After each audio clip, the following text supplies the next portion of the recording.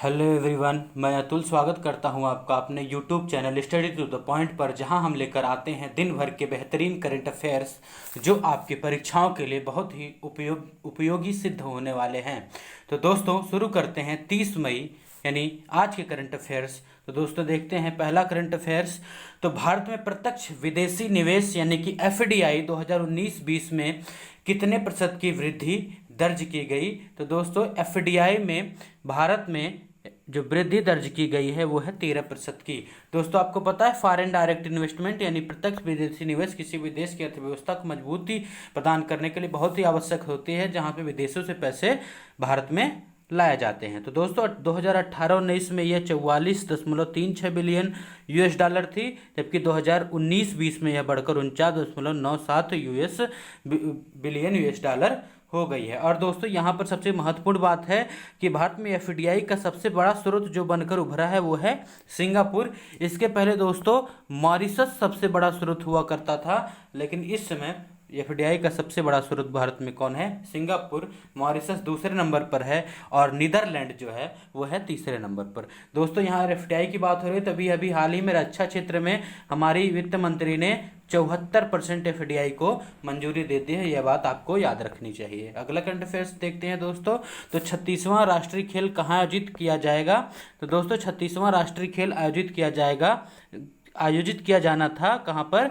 गोवा में। जो खेल मंत्रालय ने कहा है कि कोविड-19 के कारण अनिश्चित काल के लिए स्थगित किया जा सकता है। अभी स्थगित किया नहीं गया है, लेकिन ज्यादा संभावना है कि स्थगित कर दिया जाएगा। दोस्तों आपको पता है होना चाहिए कि 2020 का जो था अंतर्राष्ट्रीय खेल वो गोया में होने वाला था, 2021 का छत्तीसगढ़, 2022 का उत्तराखंड और 2023 का मेघालय में होने वाला था। दोस्तों आगे बात करें तो दोस्तों यहाँ इसका जो रेगुलेटरी बॉडी है राष्ट्रीय खेलों की वो है भारतीय ओलंपिक संघ, जिसके अध्यक्ष कौन है? नरेंद्र बत्रा।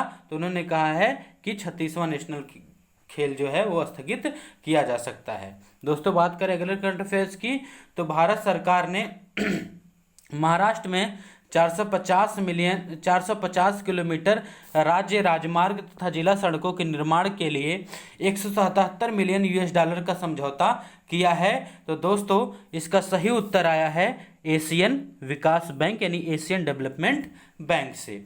तो दोस्तों बात करते हैं एशियन डेवलपमेंट बैंक की। तो इसकी स्थापना 19 दिसंबर 1966 को की गई थी। इसका जो मुख्यालय है मंडलू युग फिलीपींस में है। दोस्तों हम पहले मनीला कहते थे, लेकिन अब इसका मुख्यालय कहाँ पर हो गया है? मंडलू युग फिलीपींस में, जिसके अध्यक्ष हैं मतात्सुगु असकावा इसके अध्यक्ष हैं। और इंटरेस्टिंग फैक्ट जो दोस्तों आप जान लेना चाहिए आपको कि हमेशा इसका अध्यक्ष कौन होता है? एक जापान का व्यक्ति होता है। जिस प्रकार से विश्व बैंक का अध्यक्ष एक अमेरिकी होता है, उसी प्रकार से एशियाई विकास बैंक का अध्यक्ष जो होता है वो कौन होता है? एक जापानी होता है। विश्व बैंक की बात करें तो इसका मुख्यालय वाशिंगटन डीसी है। न्यू डेवलपमेंट की बात करें तो इसका मुख्यालय बीजिंग है। और एशियन इंफ्रास्ट्रक्चर बैंक की बात करें दोस्तों तो ये कहाँ पर है? शंघाई में इसका मुख्यालय है। और दोस्तों आगे बढ़ते हैं अपने अगले करंट अफेयर्स की ओर।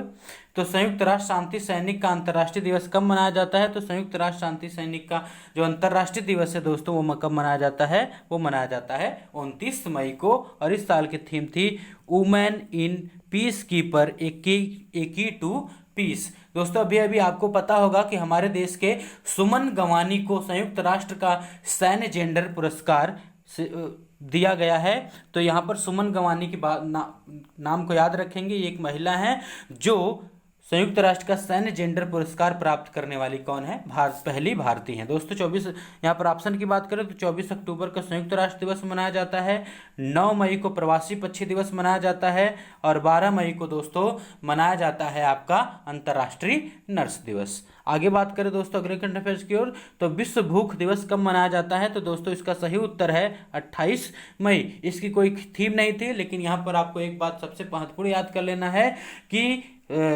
संयुक्त राष्ट्र के हंगर इंडेक्स के अनुसार पूरे दुनिया में 830 मिलियन प्रतिदिन एक टाइम का खाना खाकर सो जाते हैं, यानी 2 टाइम का खाना उन्हें नहीं मिल पाता है। और बात करें हंगर इंडेक्स में भारत के स्थान की, तो ये पाकिस्तान से भी नीचे था। 102 कितने में से, 117 में से भारत को 102वां स्थान प्राप्त हुआ था। और यहाँ पर दोस्तों परीक्षा में पूछे जाने की टेक्निक क्या होती है कि 2019 का जो हंगर इंडेक्स था वो भारत का था 102वें स्थान पर था, लेकिन 2018 का पूछा जा सकता है तो भारत 130वें स्थान पर था, यानी कि भारत ने 1 अंक की सुधार की, फिर भी स्थिति बहुत ज़्यादा खराब है। दोस्तों अगले करंट अफेयर्स की बात करें तो यूरोपीय यूनियन ने कोविड-19 के कारण प्रभावित अर्थव्यवस्था के लिए कितने मिलियन यूरो का प्रस्ताव पेश किया है। तो दोस्तों यूरोपीय यूनियन ने अपने सहयोगी देशों या सदस्य देशों के लिए 750 मिलियन यूरो का प्रस्ताव पेश किया है।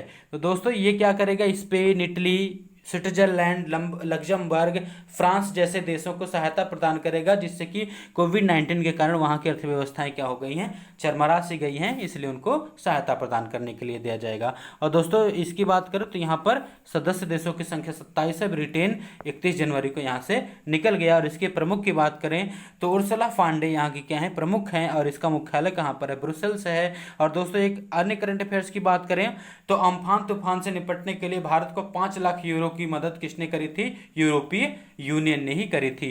और यूरोपीय सेंट्रल बैंक के अध्यक्ष की बात करें दोस्तों तो यूरोपीय सेंट्रल बैंक का अध्यक्ष पूछा जाता है जो है क्रिस्टीन लेगार्ड, जो IMF की प्रमुख हुआ करती थी, अब वो सेंट्रल बैंक यूरोपीय यूनियन की प्रमुख बन गई हैं। राष्ट्रीय राजमार्ग प्राधिकरण पर सेबी ने कितना जुर्माना लगाया है।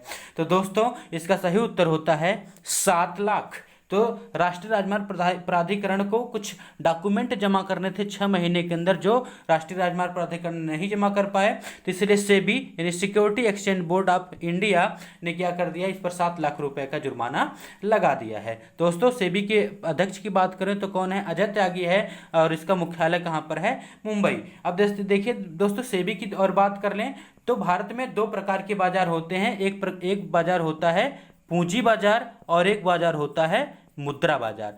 तो मुद्रा बाजार की जो रेगुलेटरी होती है वो होती है RBI, और पूंजी के क्षेत्र में जो भी नियम कानून का समाधान करता है और बनाता है और उसको लागू करवाता है उसका नाम क्या है, सेबी यानी कि security exchange board of India, जिसके अध्यक्ष अरुण त्यागी है, मुख्यालय कहाँ पर है, मुंबई में। दोस्तों अगले करंट अफेयर्स की बात करें तो द इका बॉन्च पुस्तक की लेखिका हैं, तो दोस्तों इसका सही उत्तर है JK रोलिंग। JK रोलिंग की बात करें तो इन्होंने बहुत ही प्रसिद्ध पुस्तक हैरी पॉटर की रचना भी इन्होंने की थी, जो एक प्रसिद्ध मूवी है इसी पर बनी हुई। मिशेल ओबामा की बात करें दोस्तों तो मिशेल ओबामा की पुस्तक है द बिकमिंग इन्होंने पुस्तक लिखी है बराक ओबामा की पत्नी ने। और मार्गरेट एटवुड और बर्नार्डाइन एवरिस्टो की बात करें तो इन दोनों को 2019 का क्या मिला है, बुकर पुरस्कार। बुकर पुरस्कार की बात करें तो मार्गरेट एटवुड को उनकी पुस्तक टेस्टामैन के कारण दिया गया, और बर्नार्ड एवरिस्टो को किसके लिए दिया गया है, वुमेन, गर्ल्स एंड अदर पुस्तक के लिए दिया गया है। दोस्तों आगे बात करें तो 38वीं समांतर रेखा किन देशों के बीच में स्थित है, तो दोस्तों इसका सही उत्तर है उत्तर तथा दक्षिण कोरिया।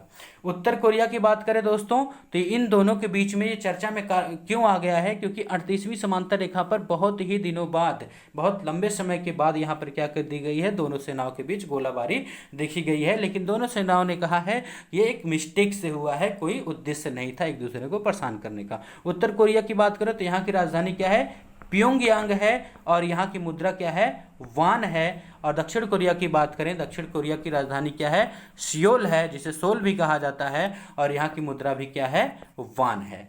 दोस्तों अगले करंट अफेयर्स की बात करें तो चीन के पहले मंगल मिशन का क्या नाम है, तो चीन का पहला मंगल मिशन, दोस्तों ध्यान रखना है, मंगल मिशन, चंद्र मिशन नहीं, मंगल मिशन का क्या नाम है, तो उसका नाम है तियानवेन-1। तो दोस्तों चीन जुलाई में अपना एक मंगल मिशन करने जा रहा है, उसका नाम एक मंगल मिशन कर दिया है, जो कि 2021 में मंगल पर पहुंच जाएगा, तो वो क्या है, तियानवेन-1। और ऑप्शन की बात करें तो सोलर प्रोब, जूनो और परसेवरेंस, ये किसका संयुक्त प्रोजेक्ट है, नासा का।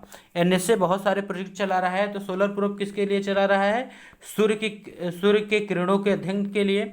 जूनो किसके लिए चला रहा है, बृहस्पति के अध्ययन के लिए। और परसेवरेंस किसके लिए चला रहा है? तो दोस्तों ये उसका एक चंद्रमा मिशन है जो कि वहां पर जा रहा है, उसके लिए उसका नाम रखा है उसने परसेवरेंस। दोस्तों चीन के बारे में बात करें तो चीन की राजधानी क्या है? बीजिंग है। और यहाँ की मुद्रा को क्या कहते हैं दोस्तों? यहाँ की मुद्रा कौन है? रेनमिनबी है। अगले करंट अफेयर्स की बात करें दोस्तों तो केंद्र सरकार अखिल भारतीय न्यायिक सेवा यानी कि AIJS के निर्माण के लिए एक विधेयक तैयार कर रही है। AIJS का उल्लेख संविधान के कुछ अनुच्छेद में है। तो दोस्तों इसका सही उत्तर है 312। तो दोस्तों अनुच्छेद 312 को किसमें? 42वें संविधान संशोधन के द्वारा 1976 में जोड़ा गया है, जो अखिल भारतीय न्यायिक सेवाओं के बारे में बात करती है। अखिल भारतीय न्यायिक सेवाओं का मतलब क्या होता है दोस्तों? तो यह विधेयक प्रवेश परीक्षा के माध्यम से अधीनस्थ न्यायालय यानी कि जिला कोर्ट और खंड न्यायालय के अधिकारियों की भर्ती को सुनिश्चित करेगी। अभी तक इसके लिए उच्च न्यायालय तथा राज्य लोक सेवा आयोग भर्ती करते थे। दोस्तों आपने सुना होगा PCSJ, तो ये क्या होता है? राज्य के द्वारा अधीनस्थ न्यायालयों में जजों की नियुक्ति या अधिकारियों की नियुक्ति की जाती है। और वहां के न्यायाधीशों की नियुक्ति कौन करता है? अधीनस्थ न्यायालय के उच्च न्यायालय के न्यायाधीश के द्वारा भी कर दिया जाता है। लेकिन सरकार अब चाहती है कि इसके लिए एक विशेष परीक्षा हो और एक प्रतियोगी परीक्षा के माध्यम से यहाँ पर प्रतिभागियों को चुनकर अधिकारियों के पद पर नियुक्त किया जाए। दोस्तों तो इसी के साथ हमारा सेशन समाप्त होता है। तो आपको से इस सेशन कैसा लगा आप हमें कमेंट बॉक्स में बताना ना भूलें। अगर आपको हमारा सेशन पसंद आया तो इसे अपने किसी एक सोशल मीडिया प्लेटफॉर्म पर शेयर कर दें और इसे अधिक से अधिक शेयर करें, जिससे कि अधिक से अधिक लोगों को फायदा हो सके। और हमारे channel Study to the Point को सब्सक्राइब करना ना भूलें और लाइक और शेयर करते रहें। तो दोस्तों जल्द ही हम राष्ट्रीय उद्यान का एक नया संस्करण लेकर आ रहे हैं, एक वीडियो सीरीज लेकर आ रहे हैं जो कि टेट, सीटेट और अन्य पर्यावरण संबंधित परीक्षाओं के लिए बहुत ही उपयोगी सिद्ध होने वाले हैं। तो दोस्तों इसी के साथ नमस्कार, धन्यवाद, टेक केयर।